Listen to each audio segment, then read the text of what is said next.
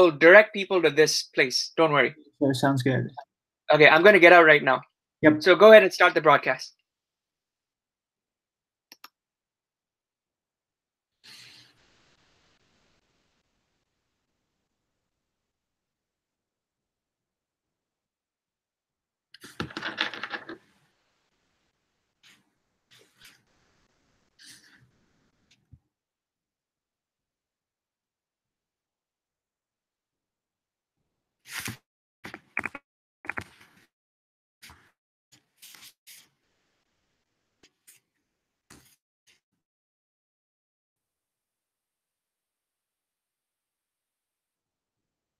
Hello, 1, 2, 3, 1, 2, 3.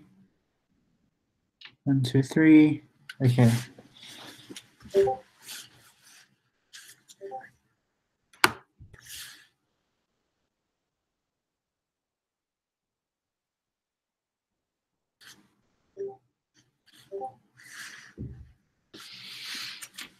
Hi, everyone. I hope you can hear me fine.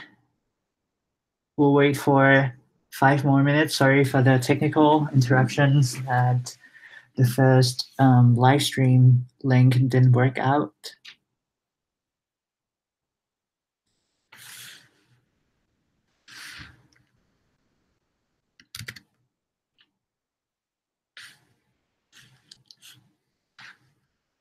So meanwhile, we're waiting for the rest. I'd just like to, I'm putting this link in the chat so you guys can make a fork. See that?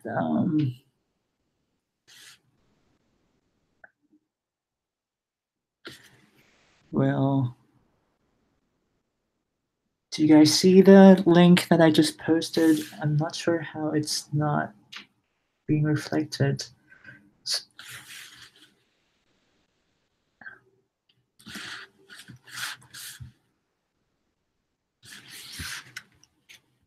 Give me a second.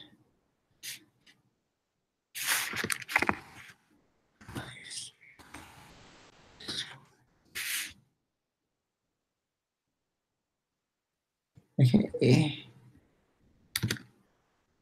So, general.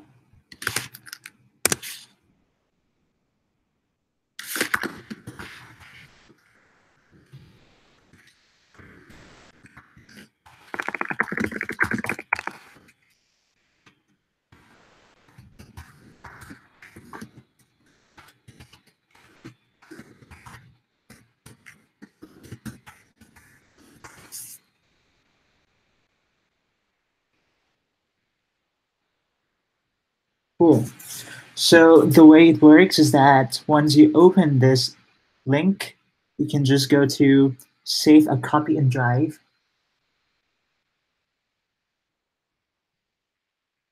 And then you get another copy where you can now start to edit your code. And it will be a little slow.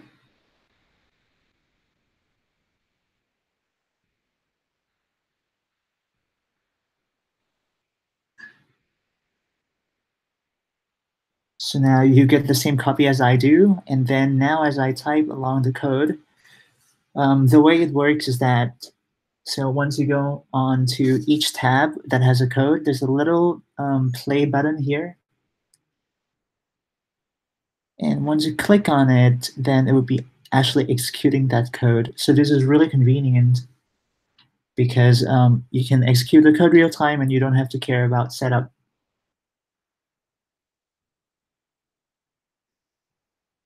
So I hope you guys can edit the live book that we have here. So just to repeat for people who just came, so I just shared a link, which is the Colab. It's similar to Google Doc, where you'll be able to execute the code. So the idea is that you should be saving a copy of it by going to File, Save a Copy and Drive. and then you'll be able to create your own, where now you can type your own code that you can follow along in today's session. All right. Should we begin soon? I think we should, because we were late. I'm going to copy or open a playground mode. Is there a playground mode? I think save as a copy would do. Cool. Okay, I'll begin soon, right? Awesome. So today, what we want to look at is to understand that, okay, we'll do it locally. Yes, you can do it locally. So you can run this independently and it won't affect the workbook that I'm working on now. Yes, save as a copy, yes. Okay, cool. So plan for today, we want to understand the building blocks of TensorFlow, and we want to know the ingredients of optimization problem in machine learning. So, and then we want to highlight the TensorFlow syntax or constructs that help to define the optimization related to machine learning. And lastly, we want to look at relationship to this. Yes, relationship to this to advanced TensorFlow and the modern neural network framework. Sounds good, everyone. Oh, and just to a little introduction to myself. My name is Mick, and then I'm currently in San Francisco. I had my master's degree in computer science and had some work experience, some project experience with machine learning and TensorFlow. So, right. So, okay, let's go. Let's look at first, what is TensorFlow? So if you look at TensorFlow on the website itself, it would say it's a computational libraries framework, right? But I just want to unpack the word TensorFlow a little. So tensor, it's actually a computational unit. And then flow, it's basically a pipeline. So keep these two concepts in mind, the pipeline and computational unit. That makes it the TensorFlow. So we want to first start with NumPy data, which is something non-tensor, right? This is typical if you have used previous machine learning, computational libraries before, likely that you have used NumPy. So I'll go ahead and do something like this, where np.random.normal 0122. So what we're doing here is that we're creating an array, a matrix, right? So matrix is just a collection of elements in the defined dimension. So here I'm creating two matrices, matrix A and matrix B. And so we haven't touched on TensorFlow yet. We want to understand how this typical matrix value that we were used to relate to TensorFlow. So let's go with constant. So constant is the most basic TensorFlow object that you can have. So let's do it for both.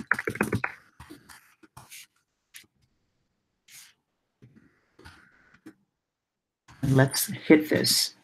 So let's try to unpack the result that we see a little. So it says tensor, right? Constant and of shape 2 and 2. And it has a type, the underlying type of float. So basically what we just created is we converted normal NumPy arrays into tensor. And so basically tensor, you can see here, it has a shape of 2 by 2, and you can imagine there would be a higher dimension than that. So let's look at an image to illustrate this point. So a 1D tensor is just a normal vector that we learned in high school. And 2D tensor is a matrix, and 3D, you kind of stack them depth-wise, right? And you get a cube like this. And then when you go into 4D and 5D and to many more, you can imagine that it is stacking up in a more, in a recursive fashion. So let's see. I'm just going to copy my code quickly so we don't save time. So we can do something like this. Oops. Oh, I basically was working on this. So you can see here, I am making tensor of one dimension, which is just a scalar value and is indicated by shape without having any element in it. The second one is a matrix of 1, 3, and I can vary the size. And I'm also creating a 3D matrix, right? Which is all tensor. And you can also do, you can create 4-dimension. And so each element in these is just the length of that dimension. So everyone's follow along fine. For those who just joined us, if you go, just want to recap this one more time quickly. For those who just join us, there's a link of Colab, like a Google Doc for code, and you can just go to File and save a copy in Drive, and you can follow along. So, okay, back to the main audience. Now we have a tensor, right? So now we know that tensor is just so it's a computational unit. Okay, it's not so clear yet what is computational unit. So when you have something like a computational unit, we want to be able to construct them to create the pipeline, right? Because that's the other term that I started off with in TensorFlow, which is the concept of flow. How does this computational unit flow from one to the other?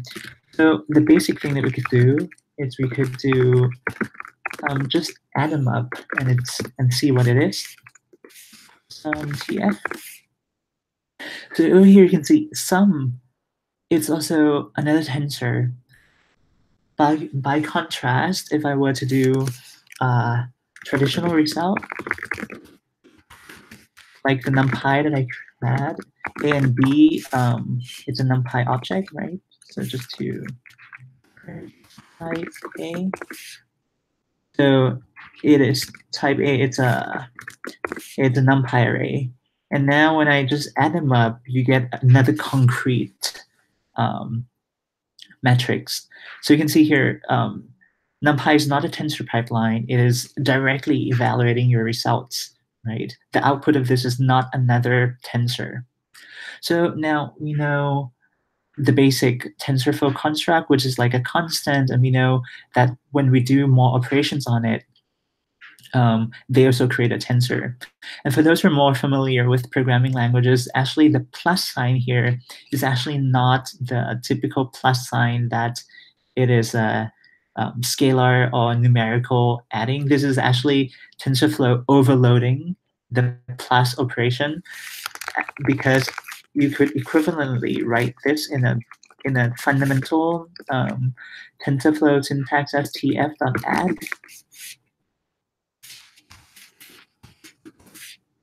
It would be the same thing. So TensorFlow just abstract that away and make it looks a little friendlier, but it is actually making another TensorFlow object. So now we want to understand what do we make use of this pipeline? So one thing that it's beautiful programming is that you can get interactive feedback, right? So let's see whether the pipeline that we created will give us something. So hit along and whoops, we get an error and it says, cannot evaluate tensor using eval. There's no default session registered, right? So in TensorFlow, we actually need a concept of session to actually make use of these pipeline that we created meaningfully. So there's a basic kind of default session called interactive session. So basic session is just an object where these tensor lives, and it can help us to run the pipeline. So if I do sys.run some tf, this is where we can actually evaluate the tensor the sum tensor that we created. So we just want to compare with the traditional result that we had with NumPy, right? So basically we get the same thing. So just to recap, what we did is basically just to convert NumPy into TensorFlow constant, add them up to show that, hey, there's a flow, there's a pipeline. But then once we evaluate it, we see that it's not working because it is a tensor object where we need an object called session where we can run it. But once we run that tensor pipeline, we get the same result as the usual NumPy. So this added layer of complexity that TensorFlow has will be clear later in later part of the session, but please bear with me now. So now I just want to look at another example just to make this concept clearer of tensor. So let's say we have x and y, and so I want to build a Fibonacci series. I don't need x and y. So constant 0, 1. So these are our base cases, right? Because so basically Fibonacci series, for those who are not familiar, it's the next value in your series is the sum of the previous two values. So that means now in my add up 2, I would get that I should do this. Right. And recursively, I will construct them by hand first. It will look something like this. Right, so each new element or each new tensor that we created here, it is a sum of the previous two values. So now let's automate this a little. Fibonacci series is good to add 0,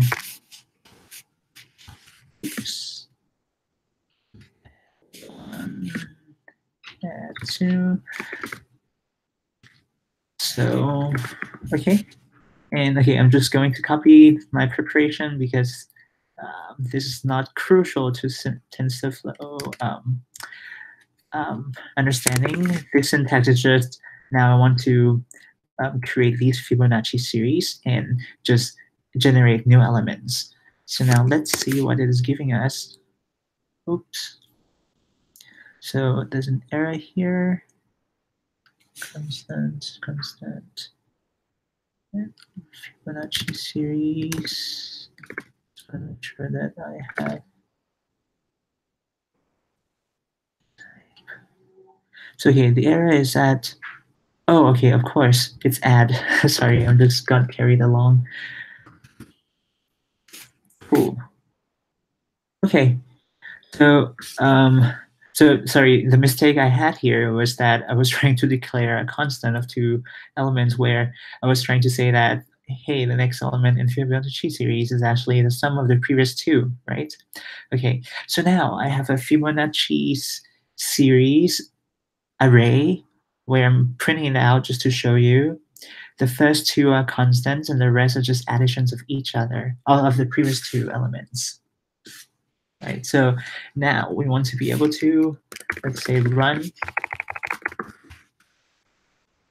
this success run Fibonacci series. Oh, one useful thing, when you type something like this, you can do autocomplete by just click tab, and it will show you like the things that you have in the scope of the object. So Fibonacci series, the last element, I want just to print it out first, is 233.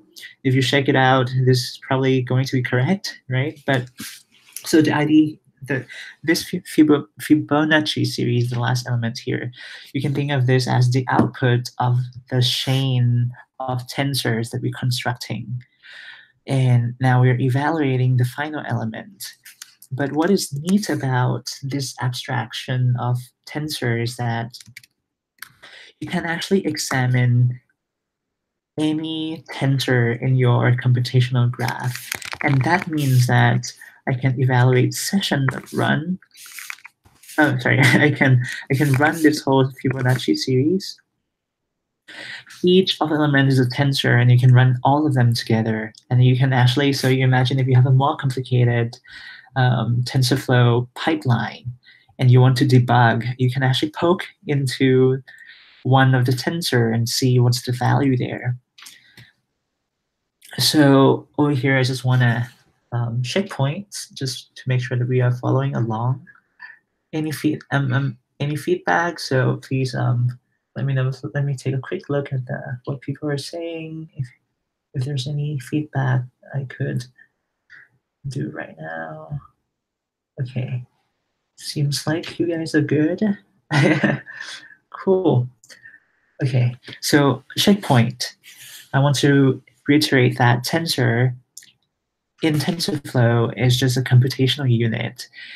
It's a construct, or it's an abstraction of just the basic numerical values that we usually have. But then it allows us to build more complex pipeline. Complex pipeline, complex graph, complex network, and that might sound familiar. Network, like neural networks, yes, we'll cover that later. And then the other point I want to raise is that we need a session to run it. So pipeline alone cannot be evaluated by itself, even though it's a constant. But this will be clear because later we're no longer going to work with constant. We will be working with variables, we'll be working with data. So to create a pipeline that contains a variable where it hasn't been decided or hasn't been fully optimized, it needs a concept of session to run that. Right? Okay, so now I want to go to machine learning as an optimization problem. So what is optimization problem? So I list here 3 ingredients. One is data, which is, well, what we know, that we generate a lot of data here today, and a lot of big companies are collecting data so that they can train and build better system.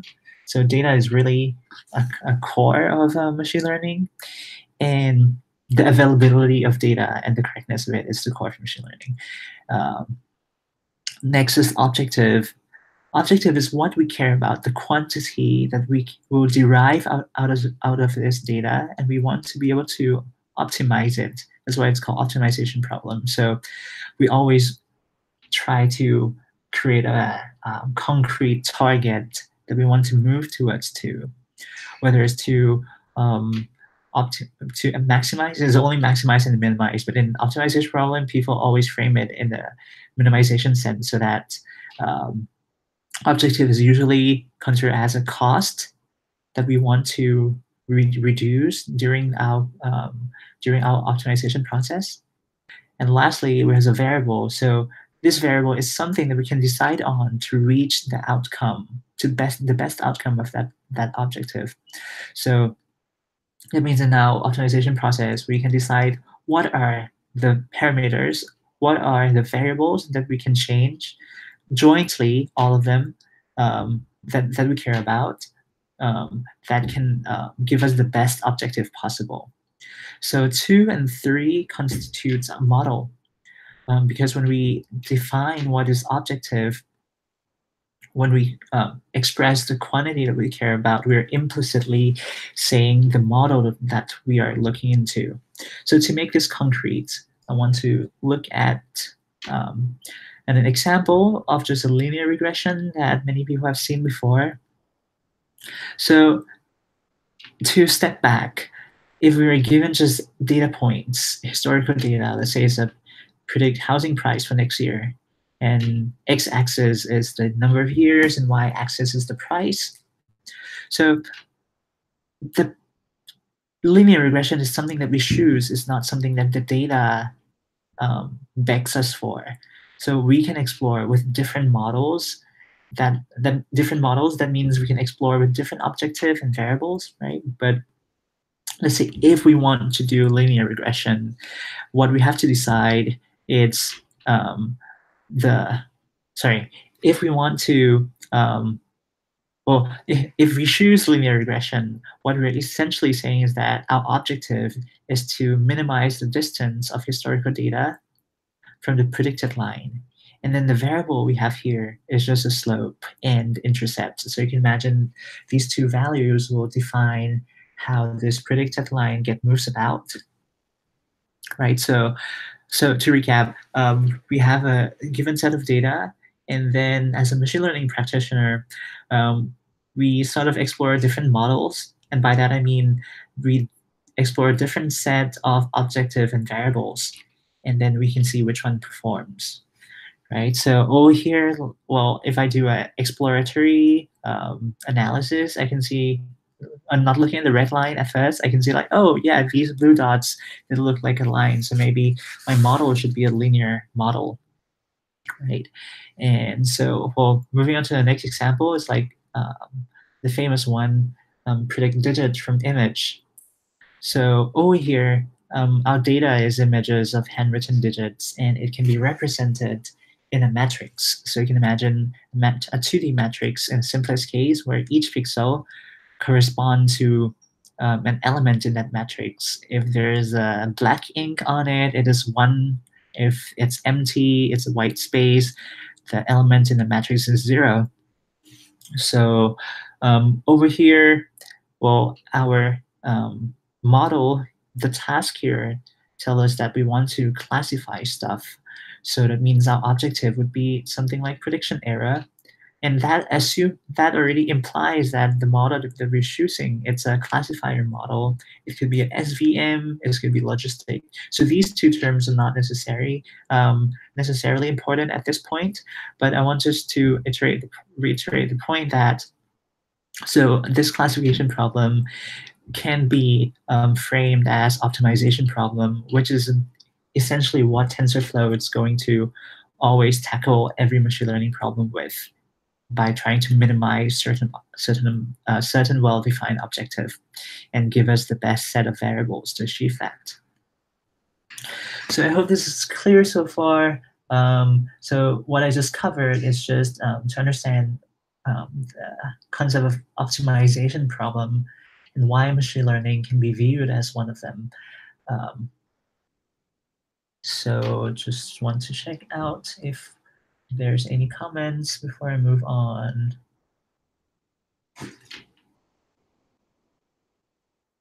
Okay, for people who just joined, I just want to reiterate that we can just do file, save as, and then you can get another workbook that you can follow along.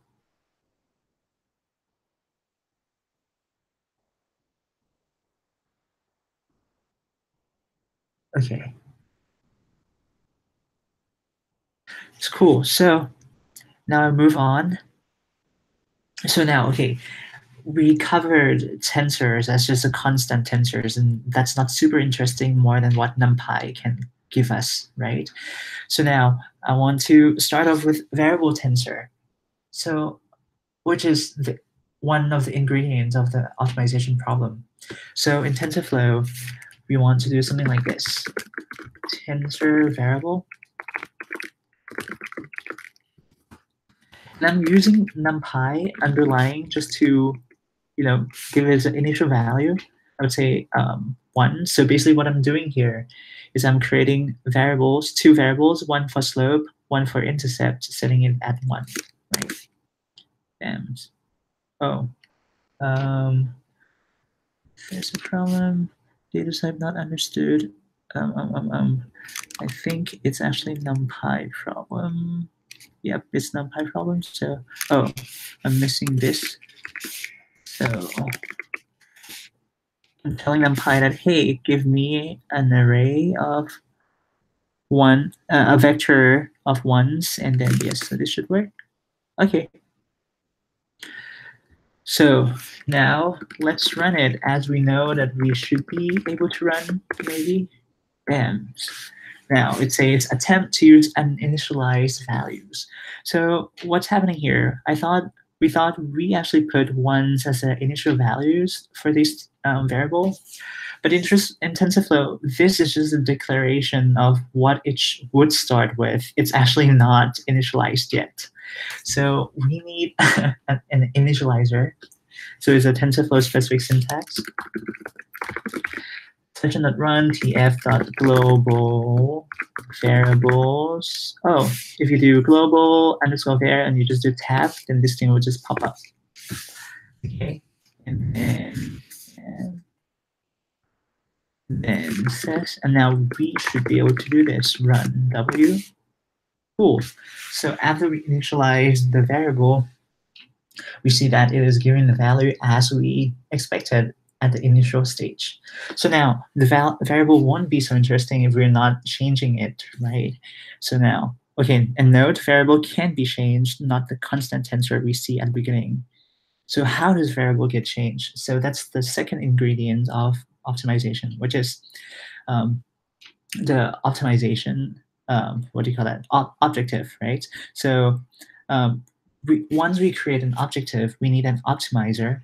An optimizer basically in TensorFlow, what makes, actually not even in TensorFlow specifically, but what makes neural network great is this concept of gradient descent. That means if you look at this graph, it is telling us the cost of our objective.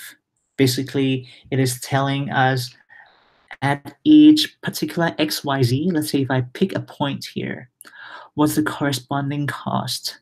If I pick a point of theta 0 and theta 1, what is j theta 0, what is j theta 0 and 1, which is our cost? And we want to choose this, we want to find the lowest j theta 0, theta 1 over here, which would be either this point or probably this point, right? So that means we want our optimizer to eventually figure out by doing gradient descent. That means like it will do a small, just as the name suggests, it will do a small movement along the gradient of this cost contour to hopefully to find this theta 0 and theta 1 over here that I'm pointing at, right? So gradient descent basically at each step. So gradient descent is an iterative optimization algorithm where each step it goes into the direction of the cost contour and make a small tiny step. So why do we have to make a small tiny step? So imagine if you sit on top of this red contour, of this red hill, right? And the constant and the gradient is actually like this. So if you jump in a large step of this direction, you can possibly miss like a local hill you're going into. Does it make sense? So you want to, because if you take a step that is too huge, let's say you're here, right? If you take a step along this direction where it's too huge, you could be overstepping this small local minima that you actually want to get into. And I said local minima that we don't want to get into, yes, because this will be technical, but I will go through it very briefly. Is that gradient descent is vulnerable to local optima, and people still use it because it seems like in neural network with a lot of data and a very complex network, a local minima still give us decent performance, right? So basically, it is a greedy optimization algorithm in that sense. Okay, so sorry, I spent a little too much time going to technical details explaining this, but okay, so back to TensorFlow. So let's see. Okay, so in gradient descent, as what I was saying, we need the degree of how much we want to move in that gradient direction. So over here, I am putting my learning rate. This is a common term that people use, which is learning rate. So if you have a learning rate that's small, you move slower, but you avoid the potential mistake of overstepping, or could have a problem. You can avoid the problem of not converging. Imagine if you stepping too much and you just ratcheting about in a bowl where you can never reach the bottom of the bowl. So choosing the right learning rate is also another another area that fancier methods will be able to help you choose a better one, automatically choose it for you. Okay, so basically the learning rate in essence is just the rate at which we want to move in the cost hill, right? In this contour of the graph that we see, how far we want to move given a particular gradient at each point. So optimizer, and then we can do tf.train. Wow, there's a train and there's a gradient descent. So you can see here that gradient descent optimizer, it's a sub-module inside train, right? In TensorFlow, this kind of tell us that, hey, we're at the core of the learning process. So learning rate, so the argument is learning rate and then what learning rate. We want to what? We want to minimize W. And W is is the variable that I just declared, which is a variable W, right? Which is just a vector. Okay, so let's see. Okay, we create an optimizer. So just want to see what does optimizer give. So okay, it's a tensor, but it's a tensor operation, but still is tensor, which is a gradient descent. Okay, and now so the variable that we have, although we initialize it at a particular value, that makes sense because during the optimization process, you need to put it at some point on the hill before you could take a gradient in that direction, in the gradient of the location that you're standing at, right? So that is where we start. We say like, hey, in this hill, I want to start at 1, 1, which is not necessarily the best. People usually randomize it. But just for the sake of simplicity, yes, our gradient descent is starting at 1, 1. And okay, just to analyze this a little, so we have a tensor, which is the vector, where it is first degree tensor, meaning we're not doing like square, a cube, right? So it's just x basically.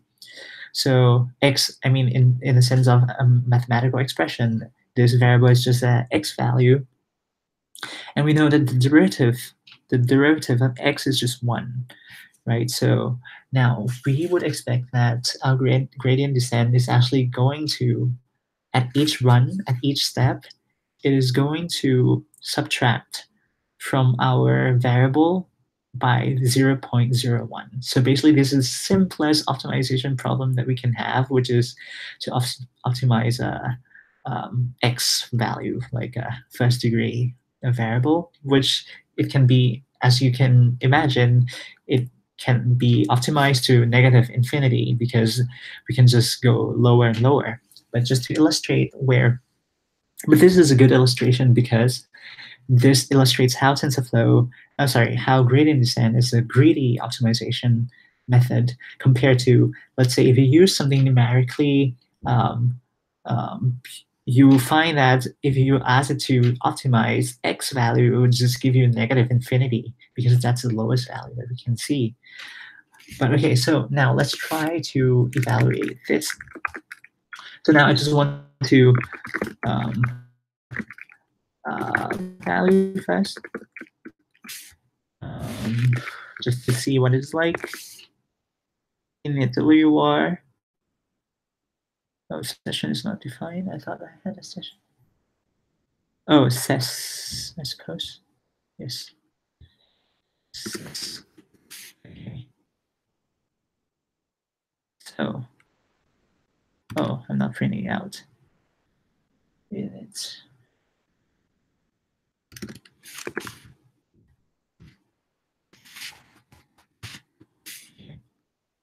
so initial value 1, 1. Okay, as expected, there's no complexity added here. Okay, now we want to optimize it. So let's see. So we'll do minimize min eval to test.run. And now we want to run optimizer as well. So as we said, because optimizer itself is a tensor, when you run it, that is when we instruct the optimizer to like, hey, do your work. Hey, move into one, make one gradient step update. Right, and then over here I'm ignoring the output of optimizer because it's not going to give us something meaningful. So I want to know what is my first value. And if someone wants to do the same, I want to just do another step update, and we can be sure that it's doing what we want, which is moving down at a value of 0.01 at each step. And optimizer is fine. Optimizer. We have okay. I made a typo. Optimizer. Okay, I'll just go with it. There you go. So you can see here at each step, TensorFlow is actually differentiating this for us and moving in the direction of that gradient and going at the rate of 0.01. So over here, it is worth pointing out that this is crucial because, I should slow down my pace a bit. Oh, thank you for the feedback. To understand the difference between tensor. Okay, let me finish this and I'll scroll through quickly the comments that people have. So what we have over here is crucial because it is automatically finding the gradient for us. So if we have a more complicated TensorFlow pipeline, that means if we construct a very arbitrarily complex mathematical expression to define our objective, we can still use gradient descent, and it will by TensorFlow, and it will automatically doing the update for you. So imagine if you have x squared, for example. If you have an objective of if your objective is x squared, now at each direction, at each step, you would be going down in the amount of x, right? No longer in an amount of 1 times learning rate. So here, TensorFlow will take care of you. That's the beauty of gradient descent and using TensorFlow, where it will help you to automatically differentiate your arbitrarily complex function. Okay, so there are a few comments. So the difference between tensor and NumPy data types. So yes, so NumPy data type is a concrete value. As you declare it, you are getting the value immediately. And what's about that, right? Is that it isn't. I think NumPy has its own optimization package as well. But when we want to move into optimization area within NumPy, you have probably a different abstractions. So it's just TensorFlow decision that create this tensor object where it tries to be uniform in all constructs. That means both values, both this optimizer object, both variables, constants, are a kind of tensor, and that allows you to put them in the same same abstractions that they can interact very smoothly with each other. And as you can see here now, it's like I have an optimizer, I have a variable. I could actually do the Fibonacci here. Fibonacci here. Even though there are, I can evaluate different types of underlying. I can evaluate tensor of different underlying types together. And this is the nice thing where these tensor can interact with each other very smoothly.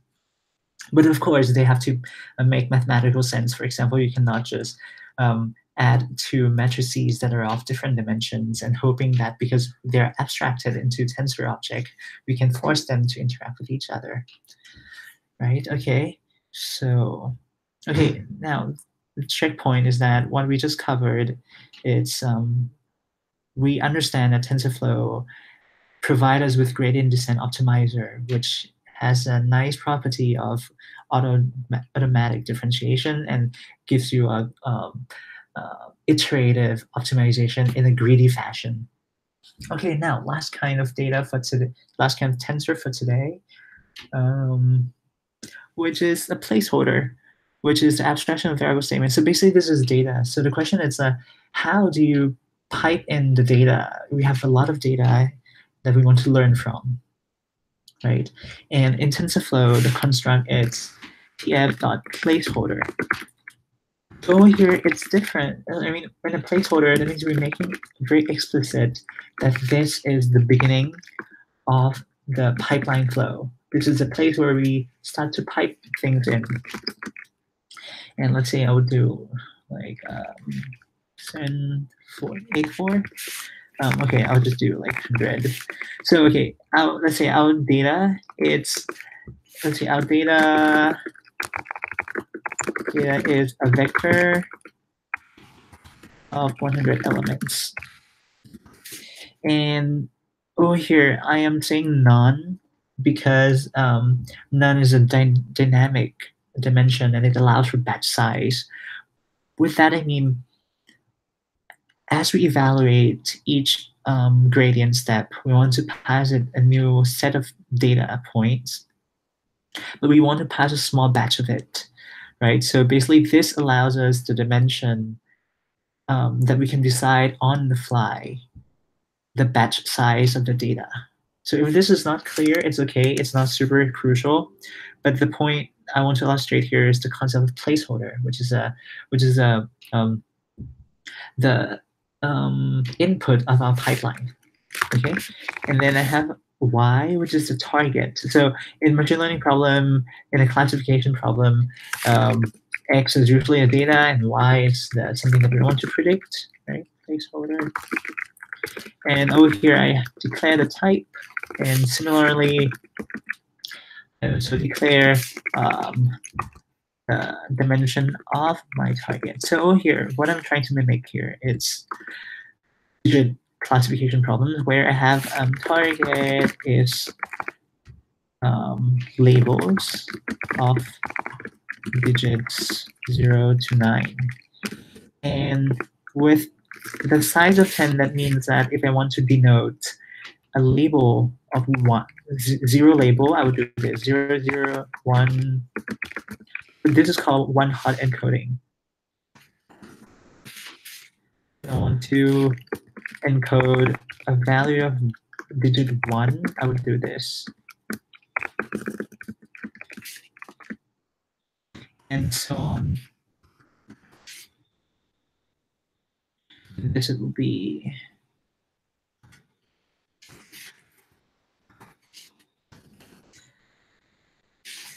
this is if I want to encode digit 9.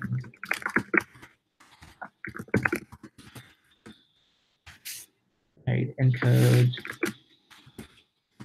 digit 0.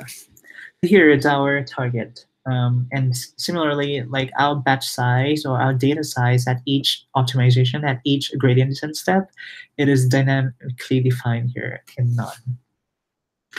Okay, so combining what we know before, we have some variables. Okay, I'm just going to copy my stuff because we're running out of time.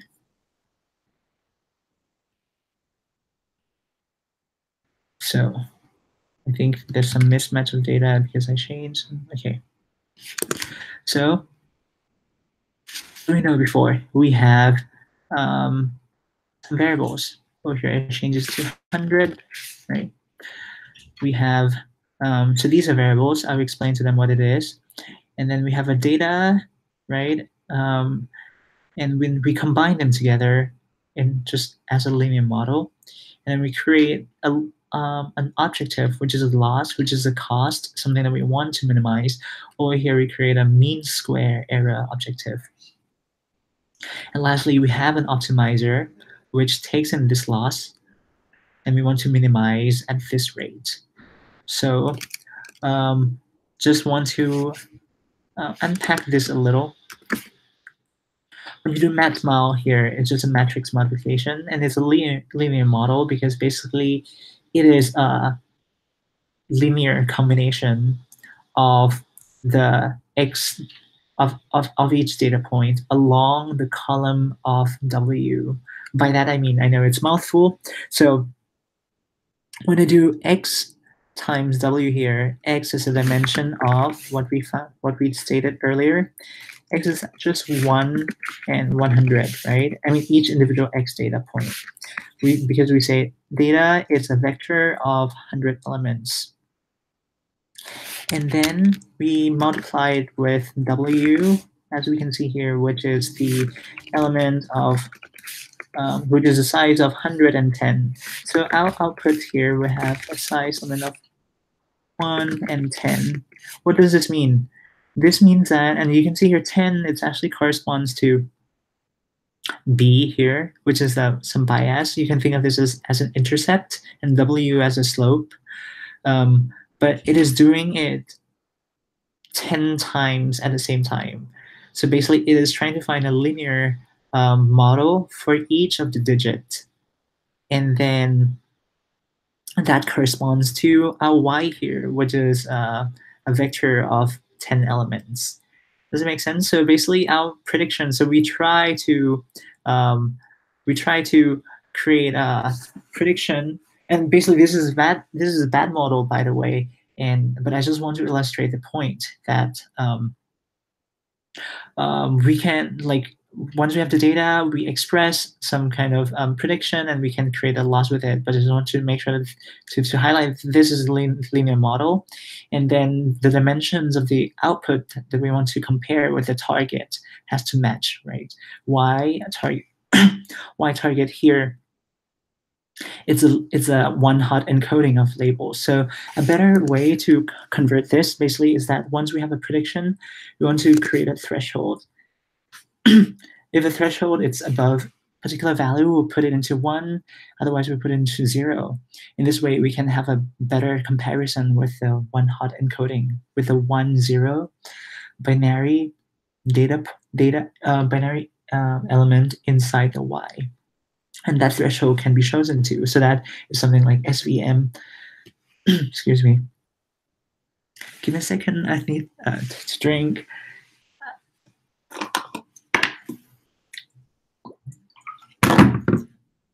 Okay. So, right. So now we have this.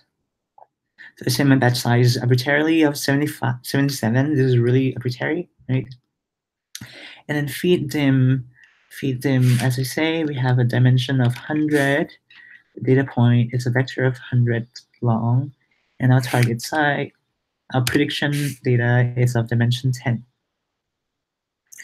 And this is a syntax that helps to isolate the session only within this block. So let's say, because in our notebook, we had a lot of sessions that have been defined previously, and we just want to isolate them out. And here we have xstat. I want to highlight the syntax here, feed dict. This is where the data is coming into our placeholder input x and y, right? And BEMS. Optimizer is not defined. Oh, I haven't run this. X is not defined. I haven't run this either. Okay. It's because I'm running thing in different order. I have to do reset default graph. Give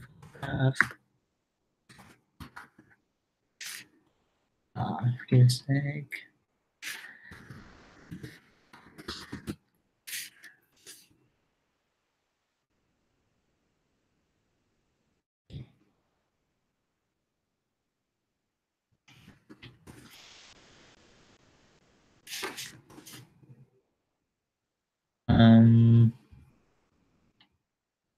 Hopefully this should have been resolved. Give me a second.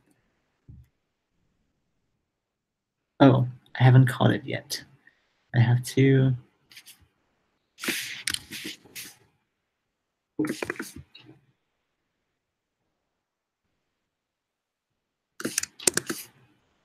Okay, so here, what we're doing is we are actually doing what we're doing gradient descent with actually moving the variable into the direction that will minimize the loss by feeding the original data, and put in the optimizer, and we want to examine the loss, and we want to examine the weights at the step.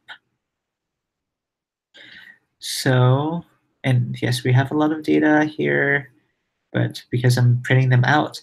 So yes, that concludes very quickly the optimization aspects of TensorFlow, where we have variable data and objective and gradient descent. So I want to illustrate how this is related to neural network. So you probably have heard of multi-layer dense convolution, LSTM. So each network is a different TensorFlow pipeline with associated weight variables. And it's the same kind of overarching idea, is that we still have the same objective we want to optimize, and we want to minimize the error basically, and we train it with large amount of data using the same construct where we feed dict inside, where we have this feed dict. So you can imagine the optimizer, which is the final step of the TensorFlow pipeline. You define a neural network, and then after complicated expressions that you can define your laws, basically it will go through this optimizer object, right? And this is where you want to run, and each run of this, it will change the variables associated with your neural network. And so what TensorFlow provides for a neural network besides this is that it gives you off-the-shelf easy API to define each network, and you can compose them to form more expressive custom architecture. So what I covered, it's something that you're not going to see on TensorFlow tutorial website, because it's really just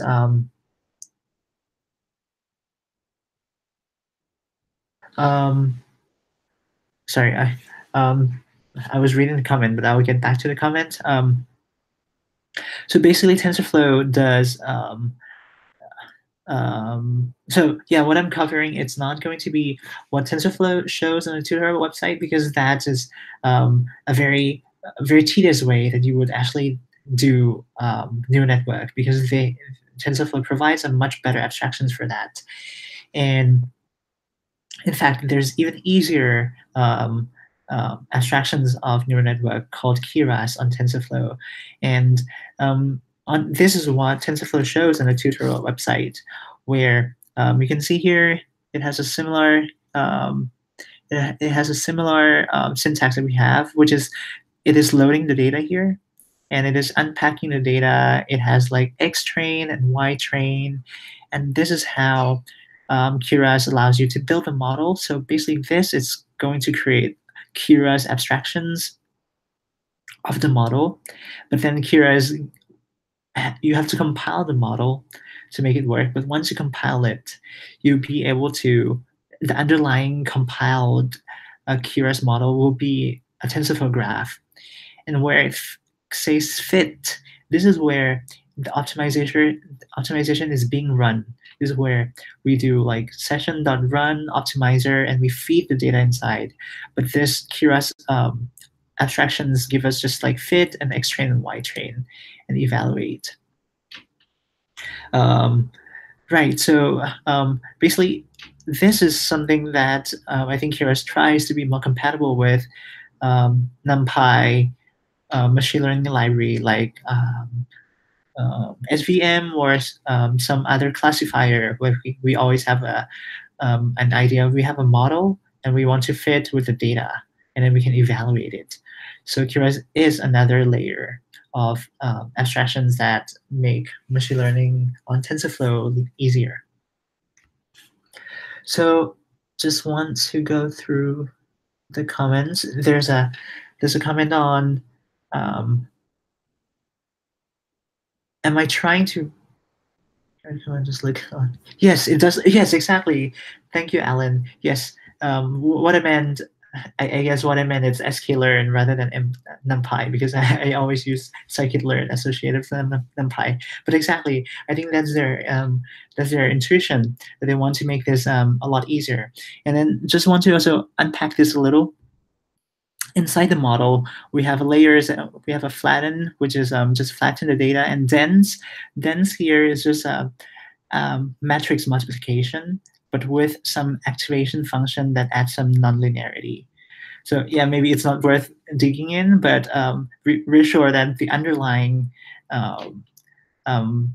implementation of this dense is a layer, some matrix multiplication, and going through, passing the final value through some ReLU function, which is like a cutoff point function. So to the question of, am I trying to more or less averaging scatter plot? Yes, you can think of, so basically, looking at this, as I was saying, that if I decide to create a best fit line, which is in a sense creating and finding an average, it is the decision of the modeler, right, that decides to create a linear regression for this. And you're completely right, but it's not something that I want to enforce, because it's not something that it's not something that TensorFlow forces you to. TensorFlow gives you a tool that allows you to express the choice of model that you decide. So for this linear regression, it is probably an overkill if you want to use TensorFlow, because I'm sure Excel can do it too, right? But this is just to illustrate the point where, hey, if you have some knowledge about your data, and once you choose the model, you can express that model through choosing the right objective and variables that you care about, and you can express it in TensorFlow.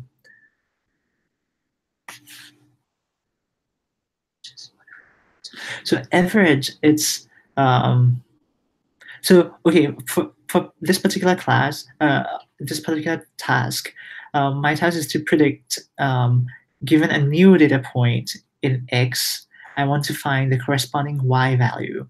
So it is not an average, right? I'm trying to find a linear model that has known to work in the past, and I want to use that to give the output of a new X value. So X is for a new set of data, I will only be given X. I will only be giving the price of I will be given only the year. And given the year, now I want to find a corresponding price.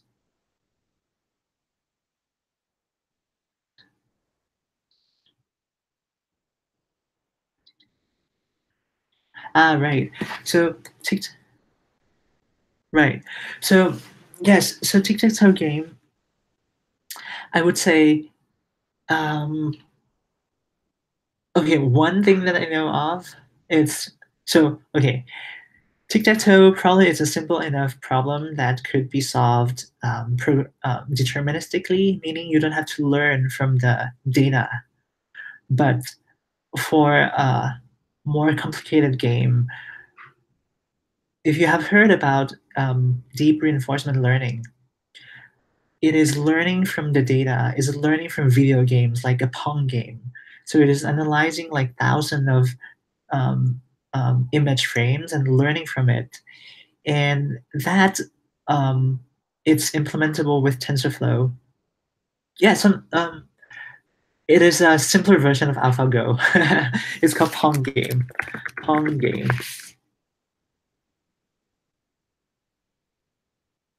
Pong video game. Yeah. So basically, okay, let's not go into that. It's a Pong game. It's like an old-fashioned Nintendo game, I think. So you can train a complicated system with deep reinforcement learning. By deep reinforcement learning is it is learning iteratively and get incentives and penalty from. Oh right, yeah. You get the penalty and incentives from the game, and the system will try to improve itself iteratively. And the reason that we use the reason that it has to be deep reinforcement learning is that this is the first time, like when the paper came out, it's the first time that machine learning can analyze raw pixels, the raw images of the game, and try to understand it. And you can imagine reinforcement learning has been there for a while. And if you're able to encode the game, if you're able to encode your system in a very structured manner, we can potentially use typical deep reinforcement method. But the one that has been popularized is because it's just learned from raw images of the games. So yes, I would say that is possible to TensorFlow. So with Tic-Tac-Toe Game, I would imagine that basically if you TensorFlow, basically using TensorFlow sort of implies that you're learning from some set of data. So if you do have historical set of Tic-Tac-Toe games, you'll be able to learn from it. And yes, then you'll be able to, once you learn the model, the model would look like it takes in the state of the game. So basically you're passing it the representation of tic-tac-toe game. That means like where are the X, where are the O's, and it's going to output you the next action, the event that it wants to act on the game. So your training set would look like what you feed it to it during the prediction time, which is the state of the game. And then you ask TensorFlow optimization problem to compare the decision that it outputs and try to assign some reward to it. Because now there's a problem of a delayed reward, because an action that you output now, there's no immediate reward that you know until the end of the game. So if you're able to encode that, you'll be able to create a learning system from that. So the idea is always to have an X and Y data. X is a state of something, and Y it's a target, so something that you can concretely evaluate how the machine how the model is predicting. So in the sense of game, the only concern I have is you have to associate the reward, or like the um, how to put it, because the label of the goodness of a particular action or a particular prediction that the model is going to give you will have to be able to account for the long-term outcome of the game. Yeah, so it is a little more complicated than just a simple static case that we have here, where we give one data point and it returns you the output of it, and each data point are not dependent on each other. So next question, how do you do about NLP with TensorFlow? I use sklearn RN. So in TensorFlow on NLP, I'm not sure if sklearn and TensorFlow is compatible. So I'm not sure how you can like embed sklearn objects inside. But what you can do, and what many people would do, perhaps, is to use sklearn to do some data processing before you pass it into TensorFlow. For example, if sklearn has some maybe I was confused with NLT toolkit. So then I'm not sure what is sklearn RN. But to follow along with the thought I was having is that many people use NLT toolkit. What is it called? NLTK, yes, NLTK.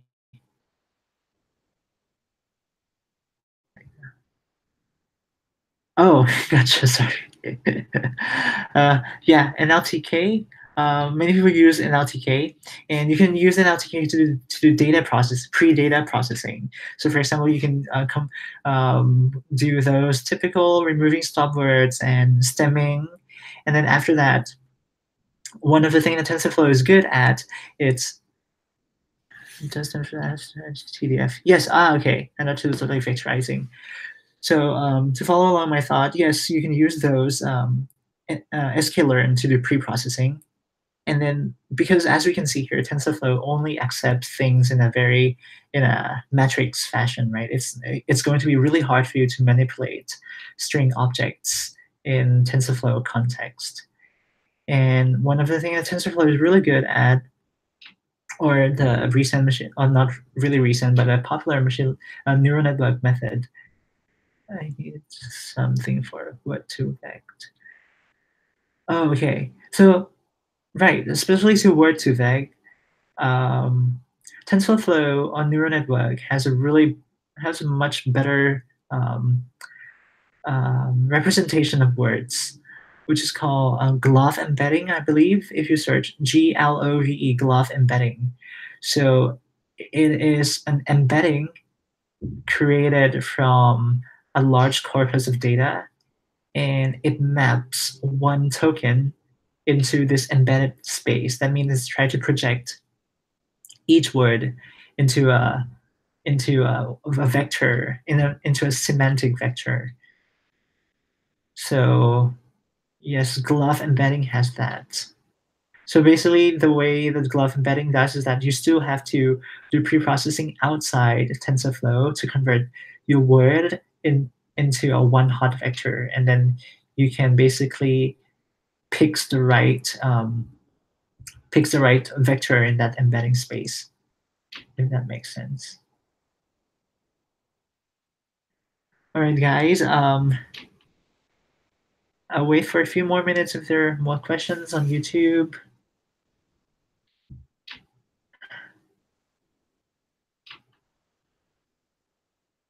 There are 25 people left, so I'm happy that 1/4 of you guys are here. All right, thank you so much for sticking to the end. I hope it has been somewhat useful. And the resource you mentioned is possible.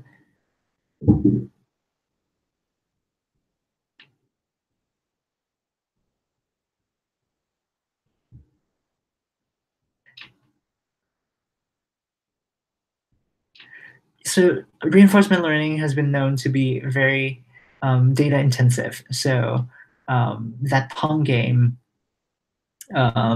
needs thousands of sorry, I don't know the number offhand, but reinforcement learning, deep reinforcement learning particularly, has been known to really have to take a lot of data. So, and it seems like the case of Tic-Tac-Toe Game, as I was saying, that it seems like you're able to do a graph search to solve the problems. That means, given the state of the graph, you try out multiple actions, and you do a search and try to find out like what's the best decision for that particular state, by trying to brute force, trying out all the different paths and anticipating what the benefits would be like. So that's something that I think maybe using deep learning would be an overkill. And I suspect if there would be a lot of data out there for you to learn from a tic-tac-toe game.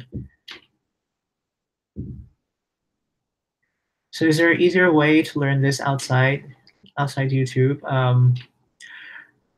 Yeah, I agree with Varisht that Andrew Ng's class should be helpful in just learning basic machine learning before going into deep learning in TensorFlow. I would say learning TensorFlow is not the difficult part. Rather, and learning a neural network is not too difficult either, because a lot of it you're able to use it as a black box and try to understand it functionally.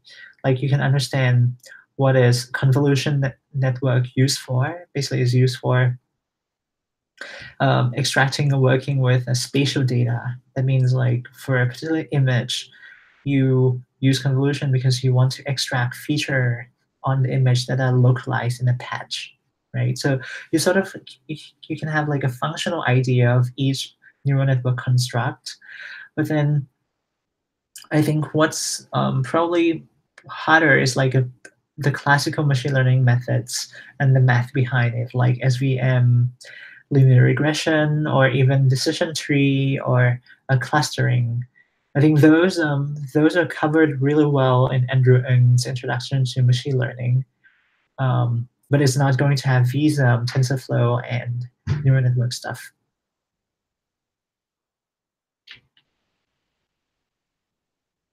All right. Okay. Thank you very much, everyone. So I hope it has been useful to you guys. Thank you.